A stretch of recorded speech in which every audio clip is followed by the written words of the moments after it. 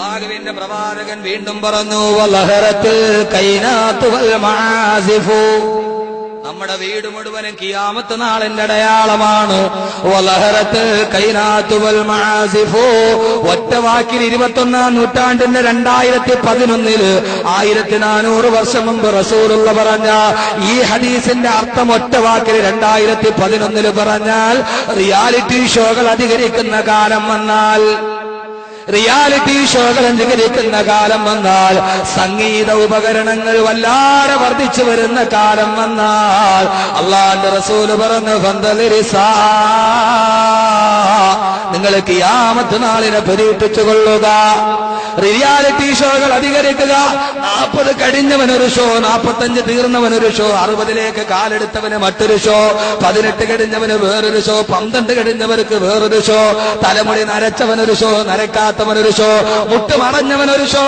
ഇങ്ങനെ 10,000 ഷോകൾ വന്നാൽ മാപ്പിളപ്പാട്ടിനൊരു ഷോ, മാപ്പിളയല്ലാത്തതിനൊരു ഷോ.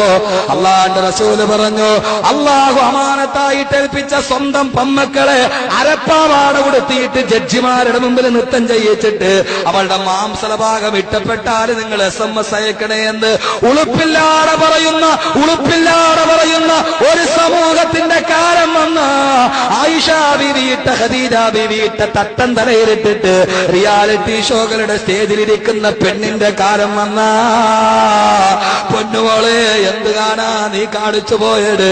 ആയിഷ ബീവിയിട്ട ഹിജാബല്ലേ, ഖദീജയിട്ട ഹിജാബല്ലേ, ഫാത്തിമയിട്ട പർദയല്ലേ, ബഹുമാനപ്പെട്ട മൈമൂന ബീവി ഇട്ട് തന്ന ഹിജാബല്ലേ? ആ ഹിജാബിട്ട് മദീനത്തിന്റെ മണ്ണിലൂടെ നടന്നതല്ലേ? അതേ ഹിജാബ് വിട്ടിട്ട് ഐഡിയ സ്റ്റാർ സിംഗറിന്റെ ബാൽക്കണിയിൽ കയറിയിരിക്കുന്ന പെണ്ണിന്റെ കാലം വന്ന, ഒരു ഉളുപ്പമില്ലാതെ പെൺമക്കൾക്ക് SMS ചോദിക്കുന്ന രക്ഷകർത്താക്കൾ. എന്തിനാ പൊന്നു രക്ഷകർത്താക്കളെ സ്വന്തം മക്കളെ വിട്ടിട്ട് വേണോ 40 ലക്ഷത്തിന്റെ ഫ്ളാറ്റിൽ കിടക്കാൻ? അങ്ങനെ ഒരു സൗകര്യം നമുക്കെന്തിനാ? ചെറ്റക്കുടിൽ ജീവിച്ചാലും അള്ളാഹുവിന്റെ സ്വർഗത്തിലോട്ട് കൈപിടിച്ചു പോകുന്ന പൊന്നുമക്കള് വേണ്ടേ?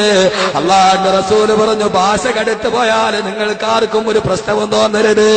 ചില ആളുകളൊക്കെ ഇതിപ്പോ ഹലാലാണെന്നുള്ള രീതിയിലാണ് ചെയ്യുന്നത്. അത് പട്ടുറുമാലാണെങ്കിൽ കുഴപ്പമില്ല, മാപ്പിളപ്പാട്ടല്ലേ?